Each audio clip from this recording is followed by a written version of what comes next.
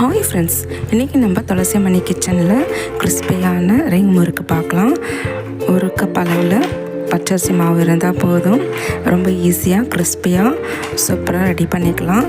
அதுக்காக நான் ஒரு கப் அளவில் அரிசி மாவு எடுத்து வறுத்து வச்சுருக்கேன். இந்த கப்பில் தான் நான் அரிசி மாவு மெஷர் பண்ணி வறுத்து வச்சுருக்கேன். இப்போ அதே கப்பில் ஒரு கப் அளவில் தண்ணி சேர்த்துருக்கேன். தண்ணி சேர்த்துட்டு 1/4 ஸ்பூனுக்கு குறைவான கொஞ்சம் மஞ்சள் சேர்த்துக்கலாம்.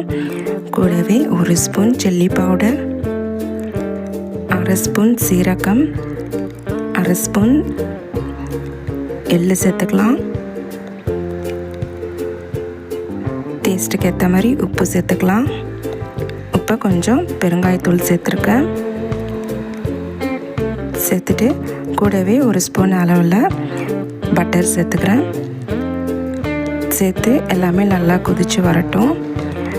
பட்டர் சேர்க்கறதுனால நல்லா சாஃப்டாக நல்லாயிருக்கும். இப்போ கொதிச்சிட்ருக்கு. இப்போ வறுத்து வச்சிருந்த பச்சரிசி மாவை சேர்த்துக்கிறேன். சேர்த்துட்டு லோ ஃப்ளேமில் வச்சு நல்லா கலந்து எடுத்துக்கலாம். இது தண்ணி பத்தாத மாதிரி தான் இருக்கும். ஆனால் கலந்து விட்டு நம்ம பிசையும் போது கரெக்டாக வந்துடும். இப்போ நல்லா கலந்தாச்சு. இப்போ நான் இந்த மாவை அப்படியே தட்டில் நான் சேர்த்துக்கிறேன். எல்லா மாவையும் அப்படியே சேர்த்துட்டு அப்படியே ஒரு 2 நிமிஷத்துக்கு அப்படியே மூடி வச்சுக்கலாம். இந்த சூட்லேயே இன்னும் நல்லா வெந்து வரணும் மாவு. அப்போ 2 நிமிஷம் கழித்து நான் ஓப்பன் பண்ணிவிட்டு கையில் கொஞ்சம் தண்ணியை நம்ம நினச்சிட்டு பிசையும் போது நல்லா சாஃப்டாக நல்லா வரும். மாவு பிசையும் போது ஈஸியாகவும் இருக்கும். அப்போ நல்லா பிசைஞ்சு எடுத்துக்கிறேன். 1 கப் மாவுக்கு 1 கப் தண்ணி தான் கரெக்டாக இருக்கும். தண்ணி பத்தலன்ட்டு ஊற்றிட்டா சரி வராது முறுக்குக்கு. அப்போ கொஞ்சம் மாவு எடுத்து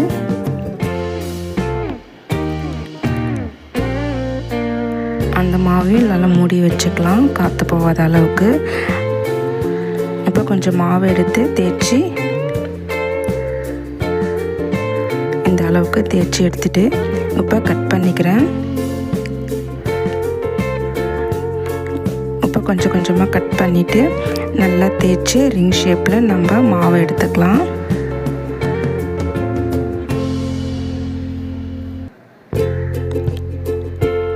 இந்த அளவுக்கு நல்லா உருட்டி எடுத்துக்கலாம்.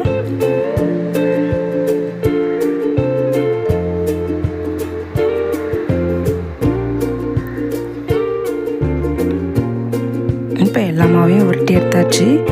இப்போ எண்ணெயை சூட் பண்ணிவிட்டு நம்ம ரிங் முறுக்கு செய்ய ஸ்டார்ட் பண்ணிடலாம்.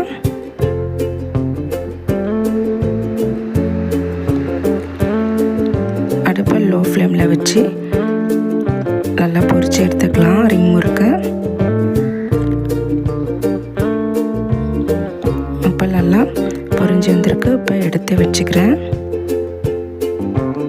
இப்போ இதே மாதிரி அடுத்த முறுக்கையும் செஞ்சு எடுத்துக்கலாம்.